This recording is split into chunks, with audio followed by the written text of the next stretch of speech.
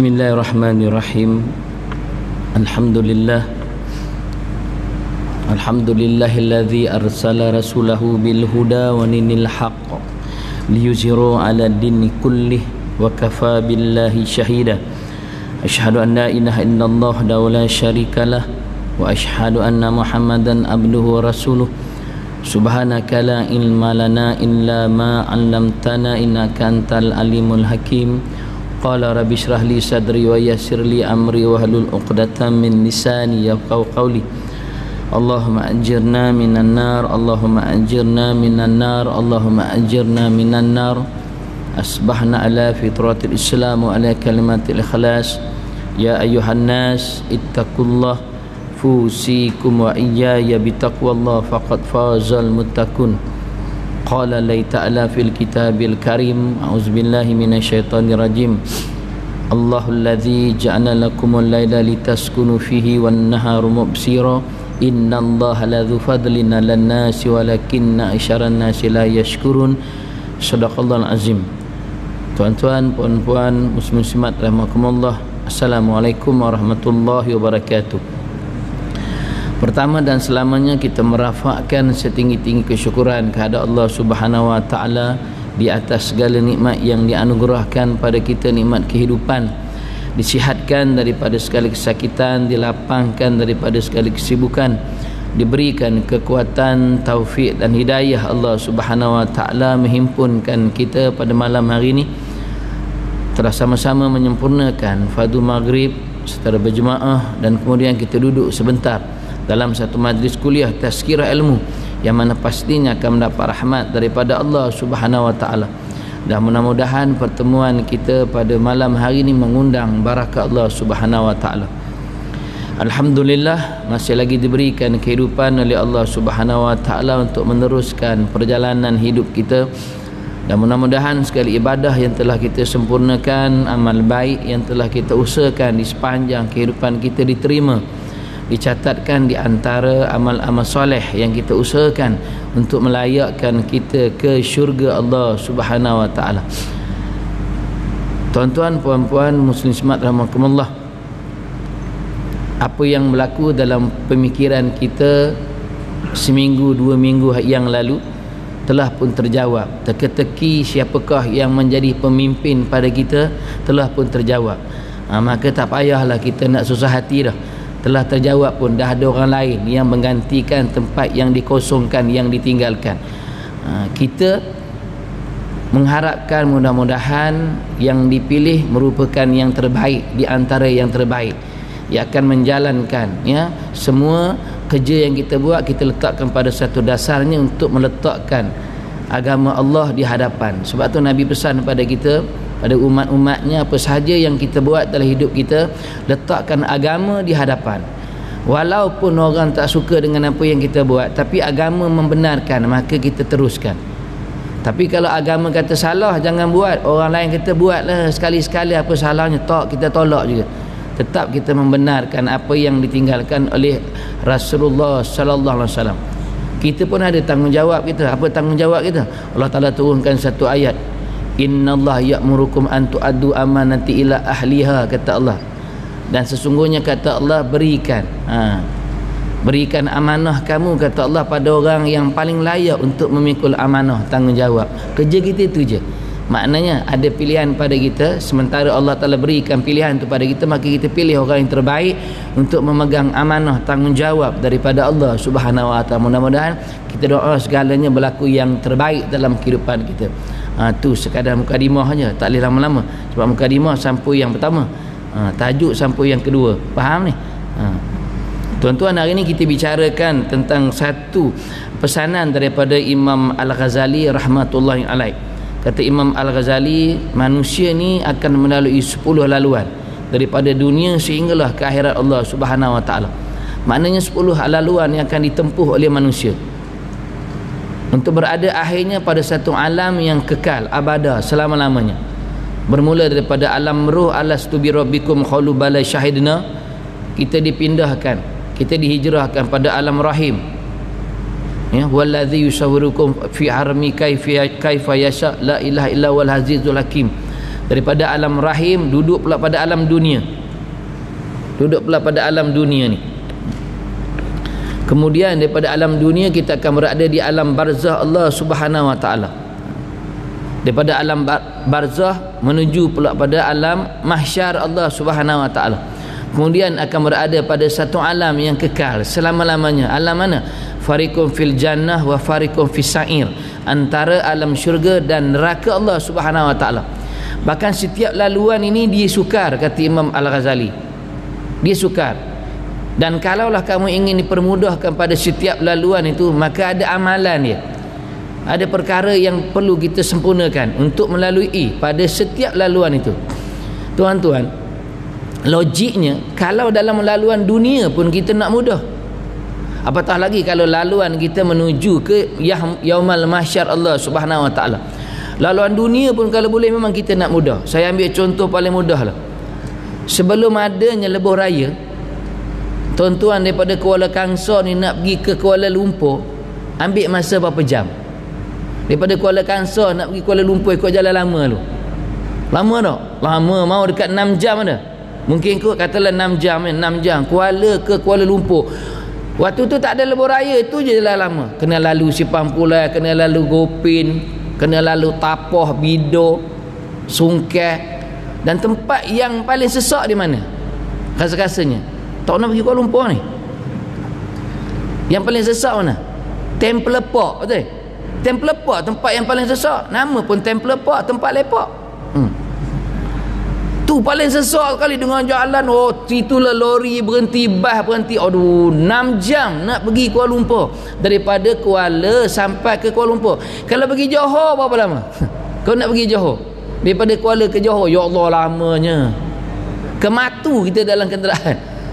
Tapi itulah jalan yang ada. Mana ada jalan lain lah. Tapi bila dipermudahkan pada kita, ada laluan baru. Laluan yang mana? Adanya lebuh raya, betul? Bila ada lebuh raya, orang tak guna dah. Jarang guna jalan lama ni, guna lebuh raya. Sekarang ni tuan-tuan pergi Kuala Lumpur boleh balik hari dah. Boleh balik hari Kuala Lumpur. Pergi pagi lepas subuh sini, petang lepas asar datang balik. Balik-balik. Saya pergi pagi Kuala Lumpur, ada kuliah, lepas Zuhur balik, malam sempat kuliah sekali lagi. Punyalah dimudahkan laluan tu. Walaupun laluan tu ada sekatan dia. Apa sekatan dia? Plaza Tol. Itu sekatannya. Tapi sesak dah. Taklah sesak sebab dia ada juga laluannya dipermudahkan. Ada laluan tunai. Mula-mula ada laluan tunai. Maka kita ikutlah lorong tu. Jangan salah lorong. Ikut lorong itu maka dipermudahkan laluan. Kita bayar tunai. Dah lama-lama tu makin banyak kenderaan atas lebuh raya ni, maka dipermudahkan laluan tu, betul? Daripada laluan tunai dibuat apa? Touch and go, betul? Mudah tak? Mudah. Siapa yang ambil laluan tunai mungkin dia tersekat sikit. Siapa yang ambil touch and go, dia scan je, buka tingkat scan, jalan terus.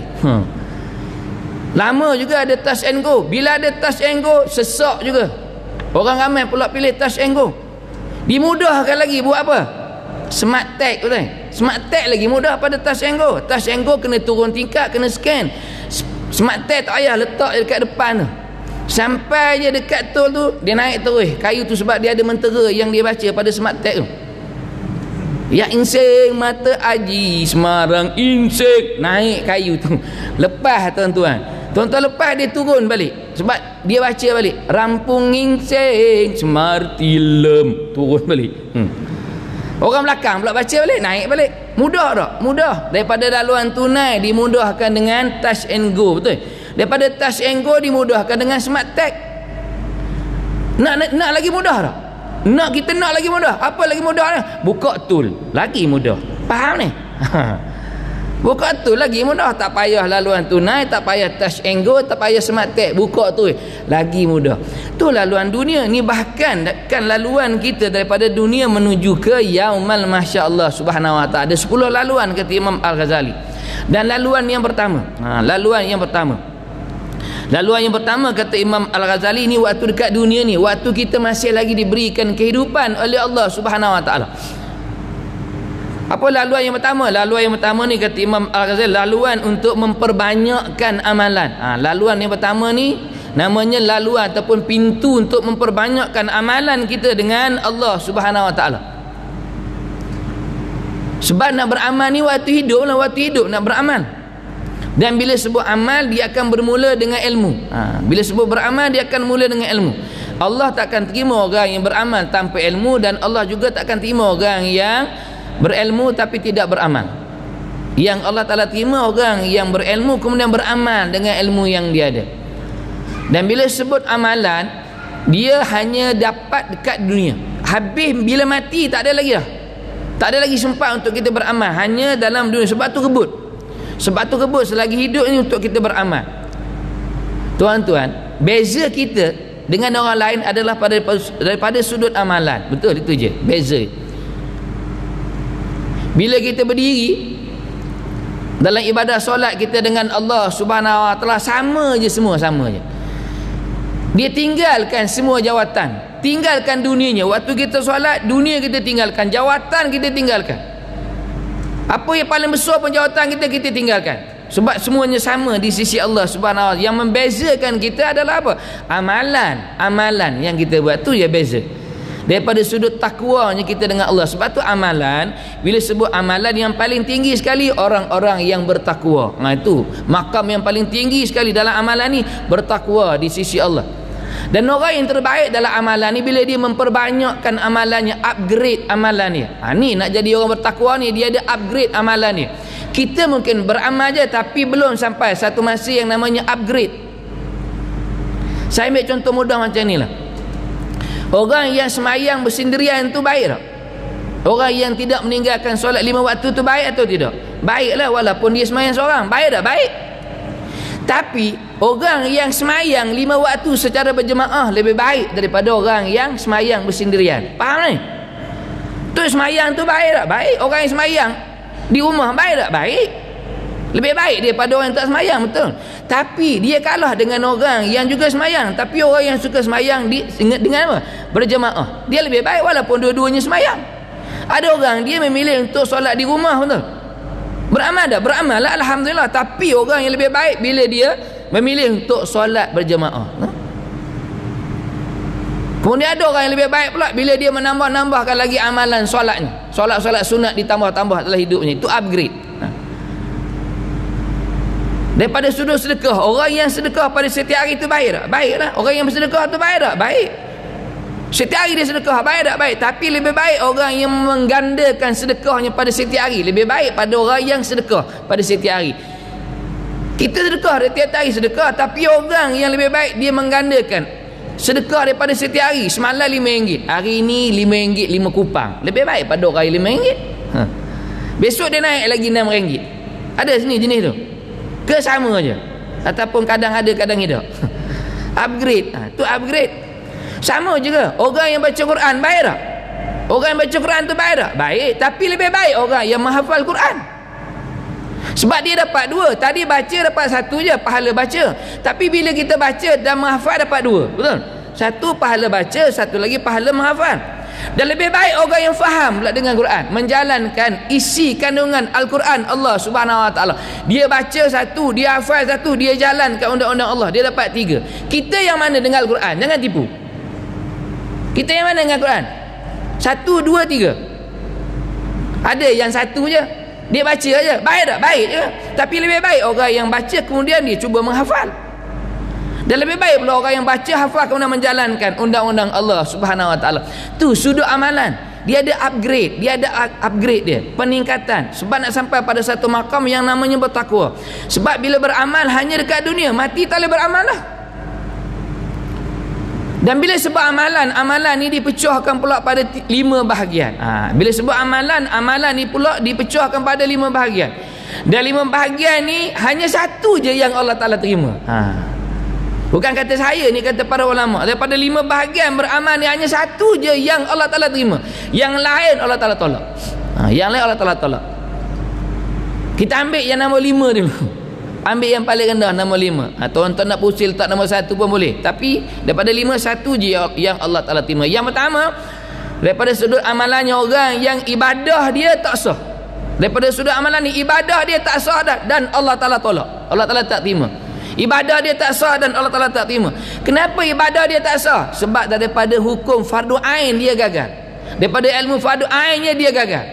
Dia tak tahu cara untuk beristinja, dia tak tahu cara macam mana untuk membersihkan hajat besar, hajat kecil, tak tahu cara macam mana untuk mandi hadas besar. Sahaja aku mandi hadas besar 4 rakaat menghadap kiblat kerana Allah Ta'ala. Dalam satu kursus perkahwinan, perkahwinan. Saya pun terkejut, tanya, tahu niat mandi hadas besar? Tahu tak? Baca. Sahaja aku mengangkat hadas besar 4 rakaat menghadap kiblat kerana Allah Ta'ala. Habis. Dia kabur bila nak mandi hadas besar ni ustaz kan, air yang jatuh ke badan dengan niat tu mesti serentak, baru sah. Oh, kita kabur kalau macam tu jenuh lah. Niat dengan air tu kena serentak. Tuan-tuan pula pila air paip tu, sahaja aku Allah, air jatuh dulu pula, niat belum, tutup balik, buka balik, dah niat dulu, air tutup balik. Kalau macam itu 2 jam. Bila nak samanya air dengan niat? Yang dia kata ada ustaz saya ajar macam tu, dia kata kita bisik dia kepala otakmu, kita kata kamu yang tak faham tau. Jadi tu fardu ain dia gagal. Fardu ain dia gagal, ibadah tak sah. Bila ibadah tak sah, Allah Taala tak terima. Ini yang pertama. Ada tak? Ada tak? Tetap ada. Tetap ada orang yang daripada sudut fardu ain dia gagal.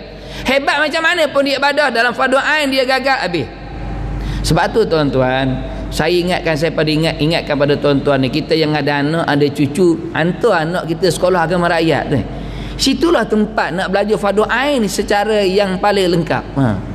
Kalau saya di sekolah memang kita ajar botol besar ni je, kita ajar anak-anak kita macam mana untuk berwuduk dalam botol yang besar ni. Jangan kata esok ada masalah, ayo tak ada, ayo sikit. Nak ajar tu, ajar tayamum, ajar daripada sudut fardu ain, nak bagi dia faham. Nak bagi dia faham. Sebab kalau dalam fardu ain tu gagal, Allah Ta'ala tak terima ibadah lah. Beramal macam mana Allah Ta'ala tak terima? Daripada sudut ibadah tu gagal, ibadah tak sah, Allah Ta'ala tak terima. Itu yang pertama.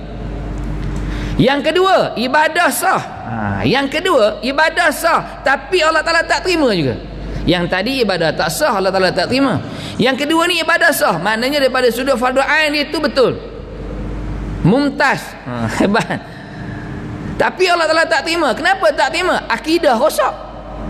Akidah rosak. Walaupun ibadah dia hebat, fardu ain dia betul, tapi akidah rosak. Tak yakin dengan Allah Subhanahu Wa Ta'ala. Tak yakin. Sebab tu Nabi tinggalkan hadis fil akhir zaman, kata Rasulullah. Ada di kalangan umatku yang paginya beriman, petang dia kufur. Petang dia beriman, pagi besok kufur dengan Allah Subhanahu Wa Ta'ala. Walaupun ibadah, tapi tak yakin dengan Allah Subhanahu Wa Ta'ala. Yang kedua, ibadah sah, Allah Ta'ala tak terima sebab akidah dia rosak. Yang kedua. Yang ketiga, ibadah sah, Allah Ta'ala terima. Ibadah sah, Allah Ta'ala terima, tapi di yaumul mahsyar nanti, semua amalan itu, semua pahala daripada amalan itu akan diberikan kepada orang lain. Ini yang ketiga. Ibadah dia sah, kemudian Allah Ta'ala terima. Di yaumul mahsyar nanti, semua pahala ibadah yang dibuat diberikan kepada orang lain. Sebab apa? Sebab dekat dunia dia khianat pada orang lain, dia zalim pada orang lain, dia fitnah orang lain, dia caci maki, dia cerca orang lain dalam hidupnya. Habis segala pahala amalan yang dia buat diberikan pada orang yang dia khianat waktu dia hidup, yang dia zalim waktu dia hidup, yang dia fitnah waktu dia hidup. Dia tak sempat minta maaf pun waktu dia mati. Betul amalan dia banyak. Dia yaumul mahsyar nanti seorang-seorang tuntut, ya Allah, hari ini aku nak tuntut dia. Dekat dunia lu dia kata aku macam-macam, dia khianat pada aku, dia zalim pada aku, dan hari ini aku nak tuntut, aku nakkan pembalasan. Wahai Allah, wahai Tuhan, wahai Rabb, Engkau yang maha adil ya Allah. Kata Allah, kamu ambil bahagian pahala yang ada pada dia. Ambil. Orang ni ambil, orang ni ambil, orang ni ambil. Akhirnya jadi apa? Muflis. Jadi orang yang paling miskin sekali di yaumul mahsyar Allah Subhanahu Wa Ta'ala. Tuan-tuan, miskin dekat dunia, muflis dekat dunia, tapi ada kereta lagi tu. Walaupun istihar muflis dah, ni si Polan ni muflis dah, tapi muflis-muflis pun rumah ada, muflis-muflis pun kereta ada lagi. Tapi kalau muflis di yaumul mahsyar Allah Subhanahu Wa Ta'ala, miskin di yaumul mahsyar Allah Subhanahu Wa Ta'ala, boleh beramal lagi? Mana dia beramal dah? Tak habis dah. Tempat perhitungan kita dengan Allah, bukan tempat beramal. Yang ni lah, ni kesan pada mulut lah, jahat. Walaupun ibadah, tapi kata orang sana, kata orang sini, fitnah sana, fitnah sini, bawa cerita sana, bawa cerita sini. Yang ni yang ketiga, ibadah sah Allah Ta'ala terima tapi pahala tu diberikan pada orang lain. Yang ketiga. Yang keempat, ibadah sah Allah Ta'ala terima juga, tapi di yaumul mahsyar nanti semua pahala ibadah tu dipadam oleh Allah Subhanahu wa taala. Padam. Ibadah sah Allah Ta'ala terima tapi pahala tu Allah Ta'ala padam di yaumul mahsyar. Kenapa Allah Ta'ala padam? Sebab kamu ibadah tak pernah ikhlas dengan aku, kata Allah. Kamu ibadah tak pernah ikhlas dengan aku, dan dengan manusia kamu suka mengungkit pemberian kamu pada orang lain. Aku padam pahala ibadah kamu, kata Allah. Pertamanya tak nak ikhlas. Tak nak ikhlas dengan Allah. Macam mana tak nak ikhlas? Cerita. Akhirnya cerita pada orang. Tak payah cerita lah. Apa yang kita buat, sumbangan kita untuk agama Allah, ini antara kita dengar. Tak payah cerita. Tak payah cerita. Ini kita bisikan hasutan setan tu. Ceritalah. Biar orang tahu. Biar orang tahu di masjid ni ada infak kamu. Kapet ni ada infak kamu. Walaupun tak banyak, RM50 je. Tapi jangan cerita. Kamu nak tahu dah, aku bukanlah nak cakap apa pula. Sebenarnya kapet masjid tu aku ada infak juga. Jangan tengok macam ni aku ada infak. Banyak ke? Taklah banyak, RM50. Habis. RM50 je habis amalan. Sebab tak nak ikhlas dengan Allah Subhanahu wa taala. Kemudian jangan mengungkit pemberian kita pada orang lain. Kita pernah tolong orang ke? Tolong daripada sudut harta benda ke? Daripada kudrat tenaga kita. Jangan ungkit. Kita ni ungkit tak? Ungkit. Kamu macam itulah, waktu susah kalau kamu datang dengan aku, senang. Tak usah ungkit. Jangan ungkit. Tak payah ungkit-ungkit. Kita ni ungkit tak? Ungkit tak? Dia dulu kan, bukanlah aku nak cerita pula, bukan ni, tapi waktu dia susah lu, ngadu kat aku lah, aku yang banyak tolong dia. Sekarang dia dah jadi YB. Langsung tak tengok aku, lantak dia jadi YB. Rezeki dia. Tapi nak ungkit juga apa? Habis amalan tu Allah Ta'ala padam. Habis pahala amalan tu Allah Ta'ala padam. Jangan pernah mengungkit. Kita doakan pada dia, mudah-mudahan dia kembali balik. Dia ingat balik apa yang pernah kita lakukan pada dia. Kalau dia tak balas pun tak apa, tetap perbuatan tu Allah Ta'ala berikan balasan. Bahkan balasan Allah lebih hebat daripada balasan manusia. Kita tolong orang, tetap kebaikan tu Allah Ta'ala balas balik dengan kebaikan dah. Dia tak balas kita dengan kebaikan, dia kata kita balik, tak apa, tak payahlah ungkit-ungkit. Itu rezeki kita. Kita ni kadang ungkit lah. Isteri tolong jangan ungkit dengan suami. Bukan isteri di sini, belah-belah Mexico, sini okey. Kita ni gaduh sikit tengok. Abang kena ingat abang bermula daripada mana? Kalau bukan bapak saya lah yang ambil abang. Ini ungkit ni. Ni ungkit. Jangan pun ungkit. Habis semua. Pahala yang kita buat dipadam oleh Allah Subhanahu wa taala. Itu yang keempat. Kemudian yang kelima, satu-satunya yang Allah Ta'ala terima, ibadah kita sah dan Allah Ta'ala terima. Itu je. Yang kelima, ibadah kita sah dan Allah Ta'ala terima. Itu je. Daripada 1, 2, 3, 4, 5, tuan-tuan bulat je. Kita yang mana? Itu je. Tugas kita bulat je nombor yang mana. Kemudian balik kawan keluar tanya, Mika yang mana? Tanya pada kawan-kawan. Mika teman rasanya nombor 5 ni. Alhamdulillah. Memang kita nak nombor 5, ibadah kita sah dan Allah Ta'ala terima. Tu sudut tingkatan ibadah kita, amalan kita dengan Allah Subhanahu wa taala. Itu sebab kata Imam Al-Ghazali dalam laluan yang pertama, laluan untuk memperbanyakkan amalan, dia ada empat perkara ataupun 4 amalan yang boleh kita usahakan untuk dipermudahkan amalan yang pertama tu. Laluan yang pertama tu, laluan untuk memperbanyakkan amalan kita dengan Allah Subhanahu. Yang pertama untuk dipermudahkan laluan itu, jauhkan daripada perkataan yang sia-sia. Itu yang pertama. Jauhkan daripada perkataan yang sia-sia. Maknanya mulut kita ni cerita benda yang baik-baik je. Yang baik-baik je. Yang bila kita cerita, dia ada kelebihan untuk dunia dan ada manfaat di yaumul mahsyar Allah Subhanahu wa taala. Jangan cerita benda yang ada tokok tambahnya. Apatah lagi kalau dusta. Sebab tu Nabi pesan pada kita, jangan berdusta walaupun dalam gurauan. Dalam gurauan pun jangan pernah berdusta. Kita tak kata orang lain. Tapi mungkin dalam cerita kita tu ada dusta. Nabi kata dalam gurauan pun jangan dusta. Sebab bila kamu bila kamu berdusta dalam gurauan, maka dia akan menjadikan kenyataan. Betul? Rasulullah dia bergurau, tapi Nabi bergurau benda yang betul. Pernah Nabi bergurau dengan seorang ibu tua. Kata Rasulullah, wahai ibu tua, di dalam syurga nanti tak ada perempuan yang setua ibu. Betul? Nabi kata, wahai ibu, di dalam syurga nanti tak ada perempuan yang setua ibu. Bila sebut tu menangis ibu tua ni. Menangis ibu tua ni. Habis tu bagaimana dengan aku yang dah tua ni? Kata ibu tu, kata Rasulullah, wahai ibu juga akan ke syurga Allah Subhanahu Wa Taala, tapi ibu akan dimudakan, lebih muda pada usia ibu sekarang ni. Bahkan perempuan dalam syurga tu umurnya 17 tahun. Betul tak gurauan Nabi? Gurauan yang betul. Memang perempuan dia muda. Dalam syurga 17 tahun. Kita walaupun dia tak ada kaitan dengan apa-apa pun, tak ada cerita, tak ada kata orang pun, tapi jangan gurauan yang ada dusta. Duduk kedai kopi, ngetih sekarang ni ngopi, Mika nak tahu tak? Kalau Mika nak tahu dalam dunia ni tempat yang paling banyak ikan, tempat aku. Di mana? Tak boleh sebut lah. Tempat aku paling banyak ikan. Banyak macam mana orang tanya? Cedok air dapat ikan, cedok air dapat ikan, cedok air dapat ikan. Orang banyak ni ikan, banyak. Tempat aku paling banyak ikan. Cedok air dapat ikan, cedok air dapat ikan. Ada pula orang lain jawab, taklah banyak, tempat aku lagi banyak. Tempat aku lagi banyak. Banyak macam mana? Tempat kamu cedok air dapat ikan, tempat aku nak cedok air kena kuat ikan dulu baru dapat air. Punyalah penipunya. Yang tadi pun dah nipu dah. Yang tadi pun tipu, cedok air dapat ikan, cedok air dapat ikan. Yang nombor 2 ni lagi nipu. Kamu taklah banyak, tempat aku lagi banyak. Kamu cedok air dapat ikan, tempat kami nak cedok air kena kuat-kuat ikan baru dapat air. Tipu tak? Tipu. Ada tak kaitan dengan manusia? Tak ada.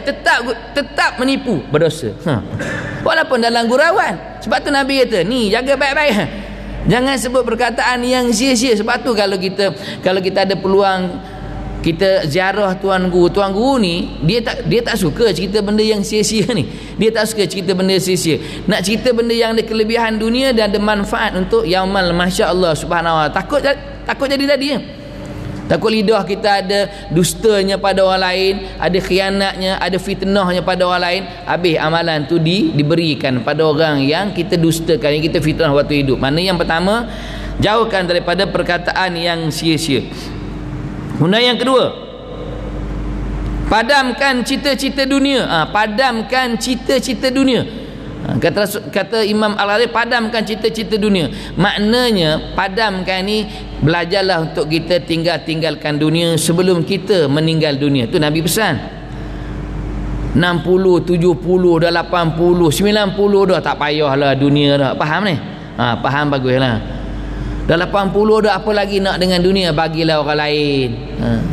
Kita ni 60, 70 ni ambil akhirat lah, ambil akhirat. Tapi jangan sampai buang pula dunia.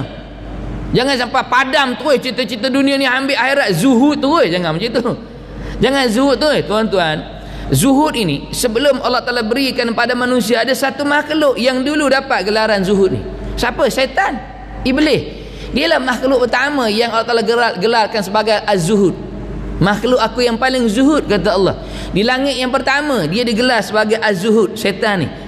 Waktu tu dia belum lagi dimurkai, dilaknat oleh Allah Subhanahu Wa Taala. Di langit pertama tak gelar dia, syaitan Iblis. Di langit pertama digelar sebagai az-zuhud, kata Allah, makhluk yang paling zuhud. Dia dulu dapat gelaran az-zuhud. Tapi jangan sampai tinggalkan dunia. Padamkan cita-cita tu, tinggal tu dunia, zuhud tu. Buang jual kereta, jual mesin basuh. Saya ustaz, saya rumah saya sekarang ustaz, saya tak pakai mesin basuh, pakai beruh. Jangan macam tu. Sian isteri kita. Saya TV pun tak ada, saya jual semua dah. Lepas tak khabar, padamkan cita-cita tu, kereta pun saya jual dah. Habis sekarang ni bakal apa? Unta. Jangan macam tu. Kalau bakal unta, jenuh lah. Saya pada 9 bulan nak datang kuliah sini, custom pukul 3 gerak dah. 3 jam ni unta highway. Jangan macam tu. Makna dunia ni, kata Rasulullah, jadikan sebagai jambatan menuju ke akhirat Allah Subhanahu Wa Taala. Jangan sampai kita ibadah sampai tinggalkan langsung kewajipan kita. Tuan-tuan, dalam ibadah kita ada dua. Satu hablum minallah, ini hubungan kita dengan Allah, dan ada satu lagi hablum minannas. Dalam kita jaga hubungan kita dengan Allah, jangan kita lalaikan, lupakan hubungan kita dengan manusia. Jangan sampai ibadah tu melupakan kita dengan masyarakat. Ada jenis tu. Kau tuan-tuan pernah baca satu kisah, satu sirah tentang seorang ulama yang hebat. Dia memang ulama hebat dah, memang hebat. Anak murid dia bukan puluhan, ratusan ribu anak murid dia. Anak murid dia hebat dah. Anak murid dia boleh jalan atas air. Anak murid dia. Kalau anak murid boleh jalan atas air, tuan guru macam mana? Tuan guru tidur tu atas air. Anak murid boleh jalan atas air. Itu anak murid, tuan guru lagi hebat lah. Satu hari dia didatangi oleh satu malaikat. Dan malaikat ni dia tangannya ada kitab. Dan dalam kitab ini ada senarai nama manusia yang dengan izin Allah, biiznillah, dicatatkan sebagai penghuni syurga Allah Subhanahu Wa Taala. Kerja dia mencatat nama manusia yang Allah Taala berikan rahmat kasih sayang untuk mendiami syurga Allah Subhanahu Wa Taala. Dia datang ziarah tuan guru ni. Kata tuan guru, kamu ni siapa? Aku malaikat Allah Subhanahu Wa Taala. Apa tugas kamu? Tugas aku untuk mencatat nama-nama hamba Allah, manusia yang akan menjadi penghuni syurga Allah Subhanahu Wa Taala. Dia kata, wahai malaikat, cuba semak dalam kitab kamu tu ada nama aku. Ada nama aku? Malaikat semak-semak, kata malaikat, wahai sahabat aku, minta maaf tak ada nama kamu. Takkan tak ada kot? Aku ni bukan calon-calon manusia, tuan guru hebat ni, takkan tak ada nama aku? Kata malaikat tu, memang tak ada tuan, memang tak ada. Kenapa tak ada? Yang ni aku tak tahu. Allah Ta'ala tak izinkan aku tulis nama tuan, maka aku tak tulis. Dia kata, kalau kamu tak puas hati, kata malaikat ni, aku akan tanyakan pada Allah Subhanahu Wa Ta'ala. Maka ditanya pada Allah. Kata Allah, bagi tahu pada dia, betul ibadah dia hebat, betul banyak ibadah dia pada aku, tapi dia melupakan hubungannya dengan manusia. Dia ibadah sampai dia lupa untuk ziarah orang yang sakit. Dia ibadah sampai dia lupa untuk mengiringi jenazah sampai ke tanah perkuburan. Dia ibadah sampai dia lupa untuk memenuhi jemputan, undangan orang lain. Sibuknya dengan ibadahnya pada Allah Subhanahu, sampai lupa hubungan dia dengan manusia. Ada juga jenis kita yang jenis tu. Saya nak kena tak, saya nak ibadah. Jangan macam tu. Kalau ada orang sakit, ziarah. Ziarah, sebab ziarah orang sakit juga perkara yang dituntut oleh Rasulullah sallallahu alaihi wasallam. Bila ada kematian, maka datanglah, paling baik kita iringi sampai ke tanah perkuburan. Bila ada undangan, maka sempurnakan undangan. Hukum menyempurnakan undangan ni wajib. Melainkan ada darurat, maka diberikan rukhsah keringanan. Kalau tak ada apa-apa, tak ada yang menghalangi kita, datanglah jemputan orang. Ini tak datang, malah datang. Melainkan kalau tengah dalam perjalanan tu tuan-tuan bertemu dengan rimau, tu lain lah. Saya tak kira, saya redah je rimau. Jangan macam tu, patah belakang balik lah. Kalau ada halangan, tak payah pergi. Kalau tak ada halangan, tak apalah, malas lah pergi. Baik saya zikir di rumah. Jangan macam tu. Sebab tu je, sebab dia gagal dalam apa? Dalam hubungannya dengan manusia. Mungkin ada kita yang sibuk dengan ibadah kita tak peduli pun anak isteri kita. Tuan-tuan, kita ni sibuk ibadah, kita pernah cek dah isteri kita macam mana. Kita dah cek anak-anak kita. Tuan-tuan, kita datang ke masjid mana ni, kita pasti tak isteri kita di rumah dia semayang? Kita pasti tak anak-anak yang kita tinggalkan dia semayang? Kita sibuk ibadah kita, anak kita, isteri kita. Takut nanti dekat yaumul mahsyar dia dakwa kita nanti. Saya nak dakwa ayah saya. Wahai Allah, saya nak dakwa ayah saya. Dia waktu dekat dunia disebut dengan ibadah dia. Dia tak nak tegur saya pun. Dia tak nak pedulikan saya pun. Dia tak nak tanya saya solat ke tidak ke, puasa ke tidak ke, tutup aurat ke, dia tak nak tanya pun. Dia hanya sibuk je dengan ibadah dia. Isteri pula dakwa lagi. Dan bukankah Nabi pesan, setiap wanita tu dia boleh dakwa 4 lelaki dalam hidupnya ketika mana di yaumul mahsyar. Dan kita salah seorang lelaki yang boleh didakwa. Setiap perempuan boleh dakwa 4 orang lelaki di yaumul mahsyar. Yang pertama ayahnya, yang kedua suaminya, yang ketiga adik-beradik lelakinya, dan yang keempat anak lelakinya. Dan kita ni semua tu lah. Kita lah ayah, betul, kita lah suami, kita lah adik-beradik lelaki, dan kita lah anak lelaki. Sibuk dengan ibadah sampai lupa pada hubungan kita dengan manusia. Maknanya bukan, kata Imam Al-Ghazali ni, bila padamkan cita-cita dunia, kita tinggalkan terus dunia. Betul tuan-tuan, melainkan kalaulah kita ni jadi orang terpilih, tu cerita lain. Ada, betul ada manusia yang Allah Ta'ala pilih dia zuhud dalam kehidupannya. Yang ni ulama-ulama sufi, ahli-ahli tasawuf, yang kalau kita baca sirah macam Ibrahim Adham, Malik bin Dinar, Uwais Al-Qarni. Ni betul. Dia tak peduli pun dengan dunia ni. Dia tak peduli pun. Dia hanya cerita dia ibadah dengan Allah Subhanahu. Yang ini manusia pilihan. Manusia pilihan. Kalau Allah Ta'ala pilih kita, itu hak Allah Subhanahu. Ada juga tuan-tuan guru yang di pondok betul. Ya. Dia hanya dengan ibadah ya. Tapi dalam ibadah pun dia datang je kena kawin rumah orang. Saya pun waktu berguru macam tu jugalah. Ada jemputan, dia penuhi juga jemputan. Dia hanya datang tu, dia hanya datang memenuhi jemputan, habis dah buat tahlil, baca doa, lepas makan dia balik ah.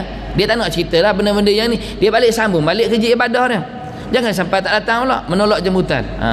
Sebab sibuk ibadah kita dengan Allah Subhanahu wa taala. Itu yang kedua. Kemudian yang ketiga,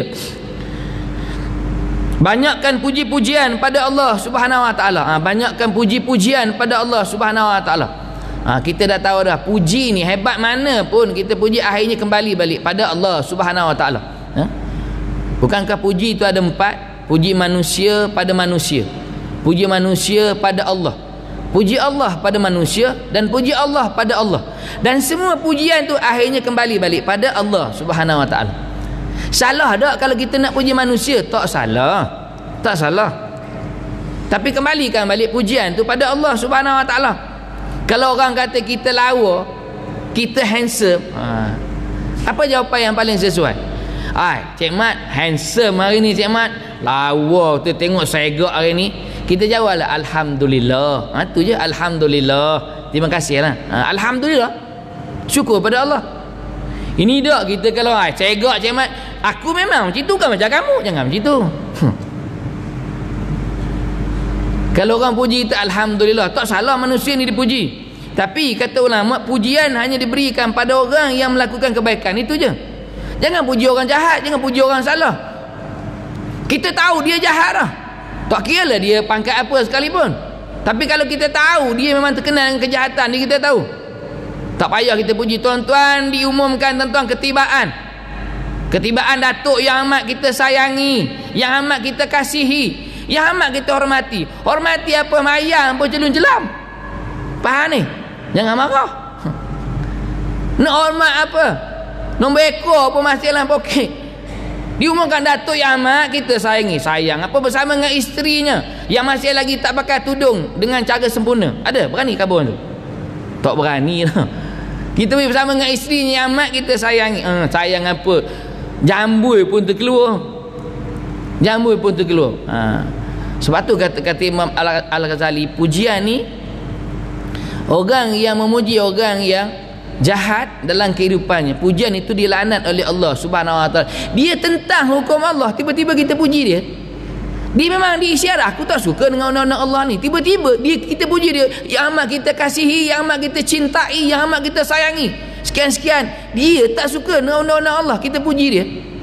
Yang ini kata ulama, pujian yang dilaknat oleh Allah Subhanahu wa taala. Orang yang memuji itu dilaknat, dan orang yang dipuji pun dilaknat oleh Allah Subhanahu wa taala. Nak puji hanya orang yang buat baik. Tuan-tuan balik nanti, tuan-tuan tengok isteri tuan-tuan dia tengah basuh kain, pujilah dia. Ya Allah, isteri abang ni dalam Kuala ni tak adalah isteri macam abang ni. Bila abang balik je kuliah mesti tengah basuh kain. Kalau basuh kain tu abang balik kuliah. Salah tak puji dia? Tak salah lah, dia pun seronok. Dia kata abang, cik tengok dalam bilik tu ada tak lagi kain baju, kalau ada bawa ni, you kau habiskan semua basuh. Sama tuan-tuan balik, tuan-tuan tengok anak kita, dia habis buat ulang kaji dah. Dia dah habis dah buat ulang kaji tu dah. Bila kita balik, masuk-masuk rumah kita tengok berkumpul adik-beradik buat ulang kaji sekolah, kita puji. Yang ini yang ayah suka ni. Ayah suka kalau tengok anak-anak ayah duduk satu meja buat ulang kaji semua. Yang ni ayah suka. Besok kalau lulus yang mana-mana saya bagi tahu apa ayah tunaikan permintaannya. Dia dah habis dah, dia buka balik buku. Dia dah habis, dia buka balik. Sebab apa? Pujian tu merangsangkan dia. Betul, sebab dia buat benda baik. Kita dah tahu kawan kita ni memang kaki nombor ekor. Dah tahu kawan kita ni memang suka berjudi. Dah tahu kawan kita ni memang kaki minum arak. Tuan-tuan, kalau daripada belajar tasawuf, jangan suruh anak kita cium, salam dan cium tangan dia. Jangan. Salam je boleh. Jangan cium tangan orang yang buat kejahatan. Bila kita muliakan tangan orang yang buat jahat, susah untuk dia bertaubat dengan perbuatan jahat yang dia buat. Kita tahu dia memang kaki nombor ekor dah. Kita cakap anak tu salah, cium tangan, cium tangan buat apa? Dia main nombor ekor bodoh tu kamu. Dua tahu dah dia memang main nombor ekor. Memang kaki putar belik orangnya, pinjam memang tak ada bayar. Cium tangan, suruh anak cium tangan. Dia rasa hebat, tengok aku mau jahat-jahat aku borang cium tangan aku.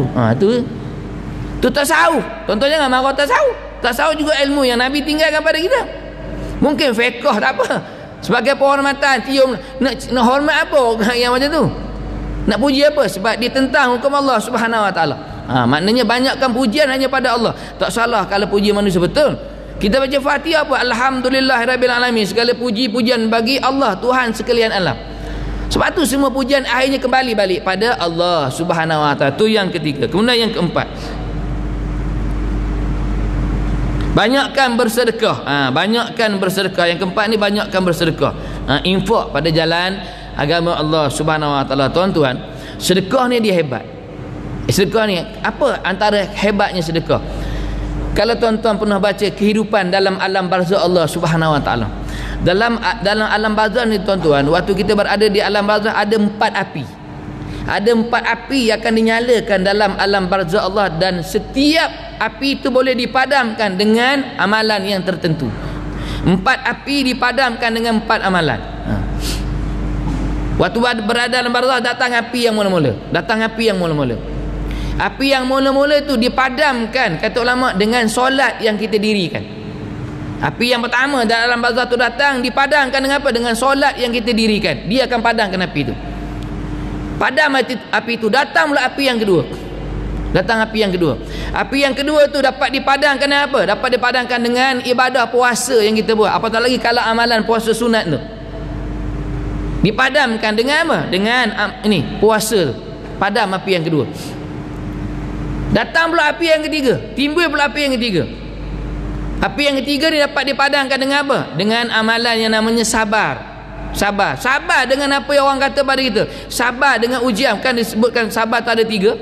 Satu sabar dengan melaksanakan perintah Allah Subhanahu Wa Taala. Satu. Yang kedua, sabar menjauhkan apa saja yang ditegah oleh Allah Subhanahu Wa Taala. Yang ketiga, sabar dalam segala ujian, musibah yang Allah Taala berikan pada kita. Sabar pada tiga-tiga tu.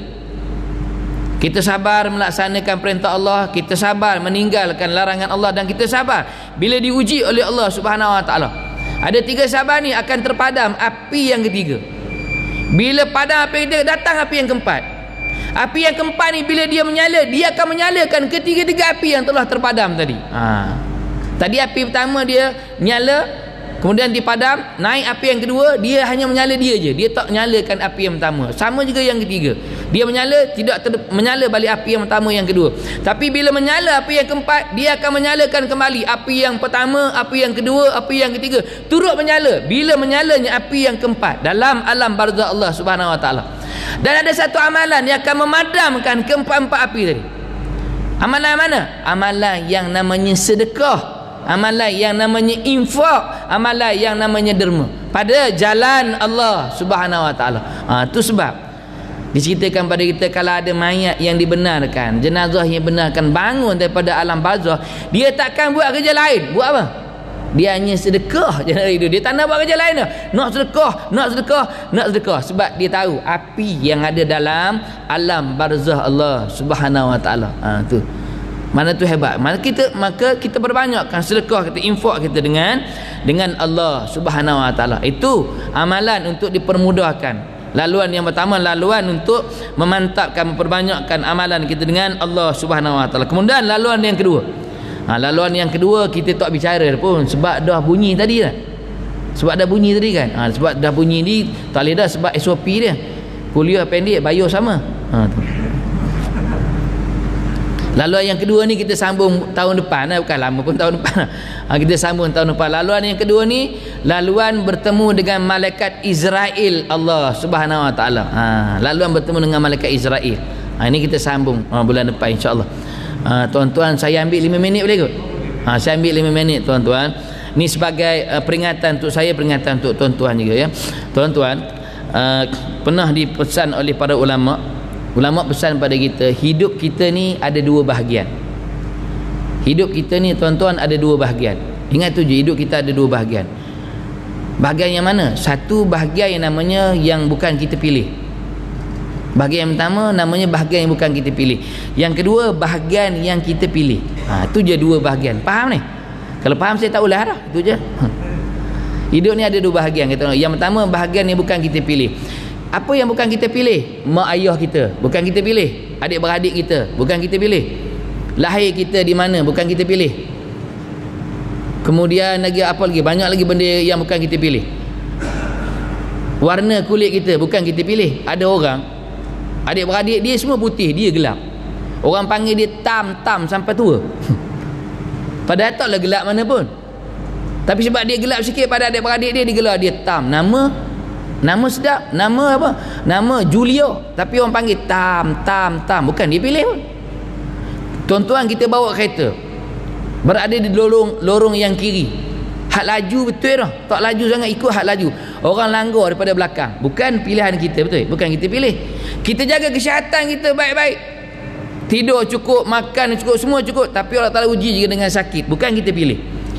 Bahagian yang bukan kita pilih, kata ulama, jangan susah hati. Sebab bahagian yang bukan kita pilih, Allah Ta'ala berikan semuanya pahala.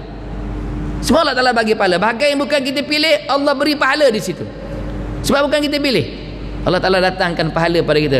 Tapi yang perlu kita takutkan, yang perlu kita khawatir, yang perlu kita risau, bahagian yang kita pilih. Sebab bila bahagian yang kita pilih, dia ada dua. Pertamanya dosa, yang keduanya pahala. Itu je. Bila sebut bahagian yang kita pilih, dia ada dua, antara syurga dan neraka, antara dosa dengan pahala. Sekarang ni kita renung-renungkan dalam hidup kita, dalam diri kita, betul tak apa yang kita pilih sekarang? Betul tak apa yang kita pilih? Tuan-tuan, ada orang pilihan dia tepat, dia tahu malam ini ada kuliah, dan Allah Ta'ala beri dia kesihatan, Allah Ta'ala beri dia kelapangan masa. Dan orang yang buat pilihan yang tepat, dia hadir ke masjid, dia hadir ke surau untuk duduk dalam kuliah tazkirah. Itu pilihan yang tepat. Tapi ada tak orang yang buat pilihan yang salah? Ada tak orang yang buat pilihan salah? Yang saja duduk rumah, walaupun sihat, walaupun tak ada buat apa, duduk rumah lah, kuliah bersama je. Waktu tu dia buat pilihan yang betul ke salah? Waktu tu dia buat pilihan yang salah dalam hidup dia. Ada orang dalam hidup dia hari ni, dia letakkan diri dia bersama dengan para ulama untuk tegakkan undang-undang Allah Subhanahu Wa Taala. Tak kira apa pun berlaku, aku akan berada dengan golongan ulama. Tapi ada orang yang pilih untuk tentang ulama. Betul? Ada orang yang pilih pula untuk tentang ulama. Ulama tak ulama? Betul tak yang kita pilih? Sebab tu bila yang kita pilih, maka khawatirlah di situ. Takutlah di situ. Sebab takut yang kita pilih itu benda yang salah. Sebab tu ulama ajar kita untuk biasakan diri dengan solat istikharah pada setiap hari. Sebab biarlah pilihan tu Allah yang buat pilihan untuk kita, bukan kita. Kalau kita buat pilihan, pakai sudahlah. Biarlah Allah yang buat pilihan. Sebab tu tuan-tuan, kalau tuan-tuan mengaji dengan guru-guru pondok, antara solat yang dia tak tinggallah hidup dia, solat istikharah. Sebab setiap hari ada pilihan pada kita. Tuan-tuan keluar daripada masjid ni ada pilihan. Sama ada balik ni nak terus dengan ibadah malam kita atau balik tidur terus. Ada pilihan tak? Ada. Dan biarlah pilihan kita pilihan yang terbaik. Yang siapa pilih? Allah yang pilihkan pilihan itu untuk kita. Sebab bila pilihan Allah, dia terbaik. Kalau kita pilih, takut yang kita pilih itu salah. Mungkin di mata manusia dia benar, tapi di sisi Allah Subhanahu Wa Taala dia salah. Maka hidup ini, kata ulama, dia ada dua pilihan. Jangan khawatir dengan bukan yang kita pilih, sebab diberikan pahala. Tapi khawatirlah dengan apa yang kita pilih. Takut yang kita pilih sekarang ni kita nampak benar, tapi rupa-rupanya salah di sisi Allah Subhanahu Wa Taala. Sebab tu tuan-tuan, berjuang dalam Islam bukan menang. Bila kita berjuang untuk Islam, bukan kemenangan yang jadi matlamat kita, bukan. Yang jadi matlamat kita kebenaran. Menang kalah bukan hak kita, hak Allah, tapi benar. Walaupun kita kalah, tapi pilihan kita betul, membenarkan agama Allah. Kalah dekat dunia, menang di yaumul mahsyar. Tapi kalau menang dekat dunia, tapi yang kita menangkan tu kebatilan, yang salah di sisi Allah, akhirnya kalah juga di yaumul mahsyar. Allah Subhanahu Wa Taala sebagai peringatan untuk saya dan peringatan kita semua. Mudah-mudahan segala amalan yang kita lakukan sebelum ini Allah Ta'ala terima, yang sedang kita lakukan pun Allah Ta'ala terima, yang akan kita lakukan juga mudah-mudahan Allah Ta'ala terima, dan Allah Ta'ala pilih kita di antara tetamu-tetamu Allah untuk dimuliakan dengan rahmat kasih sayang Allah untuk kita ditempatkan di syurga-syurga Allah Subhanahu. Insya-Allah kita akan ditempatkan di syurga Allah Subhanahu dengan rahmat kasih sayang Allah Subhanahu wa taala. Kesempurnaan milik Allah Subhanahu, kelemahan kekurangan sifat kita sebagai manusia biasa ditangguhkan dengan tasbih kifarah dan suratul As. Subhanallah. Aqulu qawli hadza astaghfirullahalazim li wa lakum. Assalamualaikum warahmatullahi wabarakatuh.